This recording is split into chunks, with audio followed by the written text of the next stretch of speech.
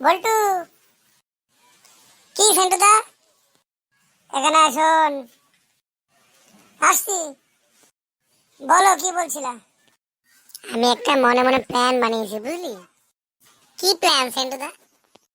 এবার একটা বড় করে ডাকাতি করতে হবে, যাতে আর কোনোদিন আমাদের এই ডাকাতি না করতে হয়। না সেন্টুদা, তোমার সাথে থেকে থেকে আর জীবনে কিছু করতে পারলাম না। চুরি ডাকাতি এতই করছি, কিন্তু বাড়ি গাড়ি কিছুই করতে পারলাম না।